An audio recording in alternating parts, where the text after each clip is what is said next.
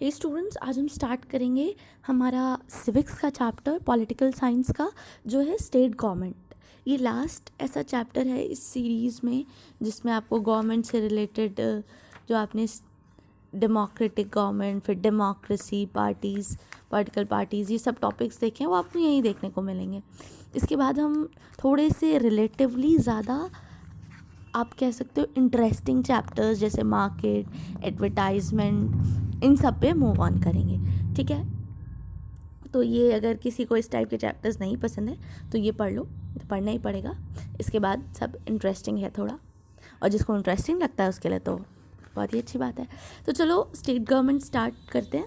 State government में क्या है, जैसे हम लोगों ने देखा था ना, लोकसभा होती है, विधानसभा होती है नेशनल लेवल पे, वैसे ही स्टेट लेवल पे भी लेजिस्लेटिव असेंबली होती है लोकसभा की तरह।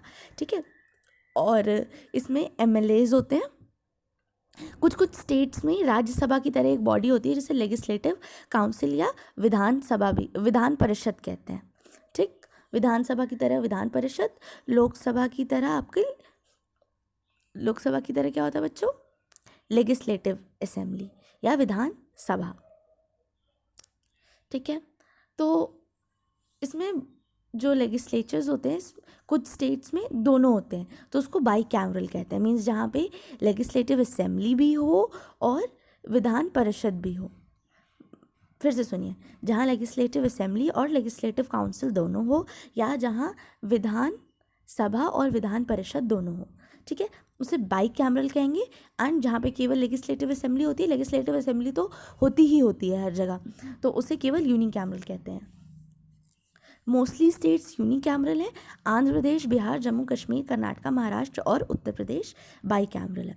तो सबसे पहले लेजिस्लेटिव काउंसिल की बात करते हैं। तो मतलब ये ऐसी बॉडी है जो इनडायरेक्टली इलेक्ट होती है। जैसे अगर आप लोकसभा के बारे में बात करो तो जैसे लेजिस्लेटिव असेंबली लोकसभा जैसी होती है, उसमें डायरेक्टली लोग अपनी उम्मीदवार जो भी होते हैं उनको इलेक्ट करते हैं। बट लेजिस्लेटिव काउंसिल, जिसको हम अपर हाउस भी कहते हैं, ये डायरेक्टली इलेक्ट नहीं होता है।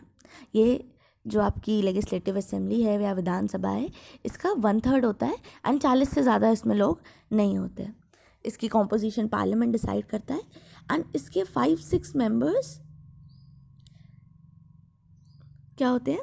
Nearly 5-6 members of the legislative council are elected. केवल 5-6 मेंबर्स, आप समझ सकते हो, नहीं ज़्यादा, 5-6 मेंबर्स इलेक्टेड होते हैं एंड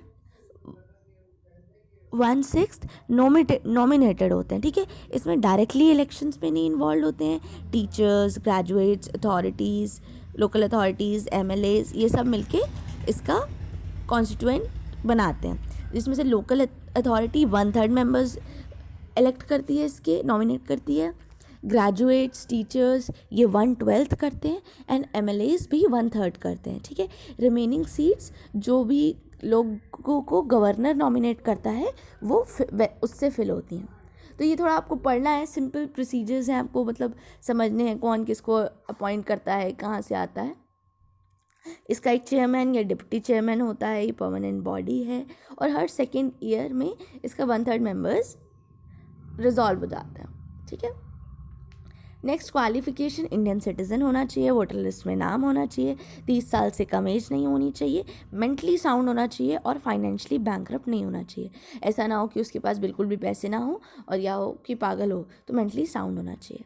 अब लेजिस्लेटिव असेंबली की बात करते हैं।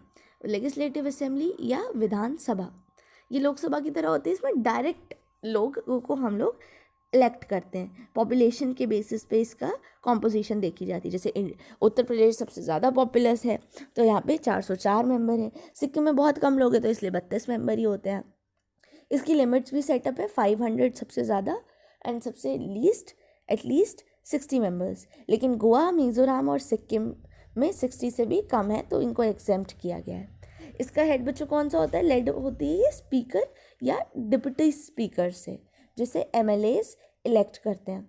और अगर लगता है गवर्नर को कि कोई एंग्लो इंडियन कम्युनिटी से सही से रिप्रेजेंट नहीं हुआ तो वो किसी को एंग्लो इंडियन कम्युनिटी से भी नॉमिनेट कर सकते हैं गवर्नर।